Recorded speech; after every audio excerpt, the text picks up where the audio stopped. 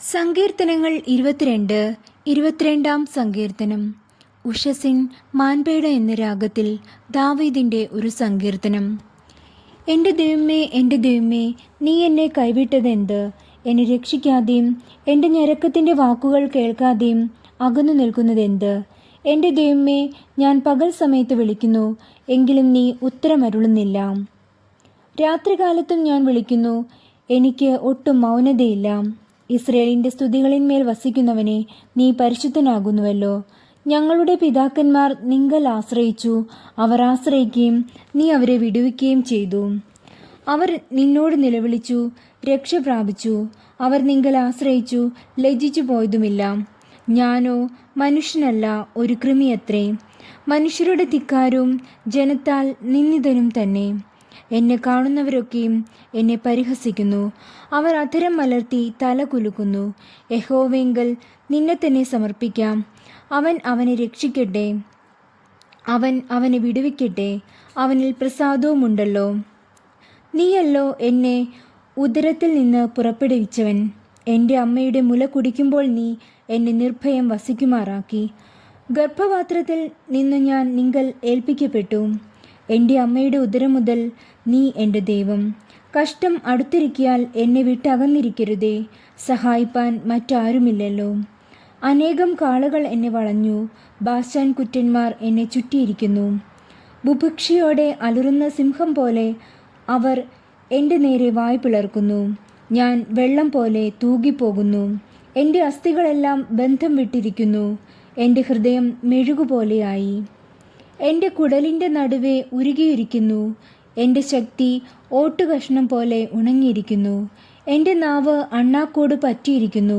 നീ എന്നെ മരണത്തിൻ്റെ പൊടിയിൽ ഇട്ടുമിരിക്കുന്നു. നായ്ക്കൾ എന്നെ വളഞ്ഞു, ദുഷ്ടന്മാരുടെ കൂട്ടം എന്നെ ചുറ്റിയിരിക്കുന്നു. അവർ എൻ്റെ കൈകളെയും കാലുകളെയും തുളച്ചു. എൻ്റെ അസ്ഥികളൊക്കെയും എനിക്ക് എണ്ണാം. അവർ എന്നെ ഉറ്റുനോക്കുന്നു. എൻ്റെ വസ്ത്രം അവർ പകുത്തെടുത്തു.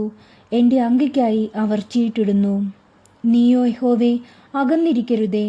എൻ്റെ തുണയായുള്ളോവേ, എന്നെ സഹായിപ്പാൻ വേഗം വരണമേ. വാളിങ്കൽ നിന്ന് എൻ്റെ പ്രാണനെയും നായുടെ കയ്യിൽ നിന്ന് എൻ്റെ ജീവനെയും വിടുവിക്കണമേ. സിംഹത്തിൻ്റെ വായിൽ നിന്ന് എന്നെ രക്ഷിക്കണമേ. കാട്ടുപോത്തുകളുടെ കൊമ്പുകൾക്കിടയിൽ നീ എനിക്ക് ഉത്തരമരുളുന്നു. ഞാൻ നിൻ്റെ നാമത്തെ എൻ്റെ സഹോദരന്മാരോട് കീർത്തിക്കും. സഭാമധ്യേ ഞാൻ നിന്നെ സ്തുതിക്കും. യഹോവ ഭക്തന്മാരെ, അവനെ സ്തുതിപ്പിൻ. യാക്കോബിൻ്റെ സകല സന്തതികളുമായുള്ളവരെ അവനെ മഹത്വപ്പെടുത്തുവിൻ.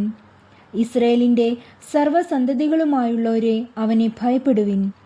അരിഷ്ടൻ്റെ അരിഷ്ടത അവൻ നിരസിച്ചില്ല, വെറുത്തതുമില്ല. തൻ്റെ മുഖം അവന് മറച്ചതുമില്ല. തന്നെ വിളിച്ചപേക്ഷിച്ചപ്പോൾ കേൾക്കുകയത്രേ ചെയ്തത്.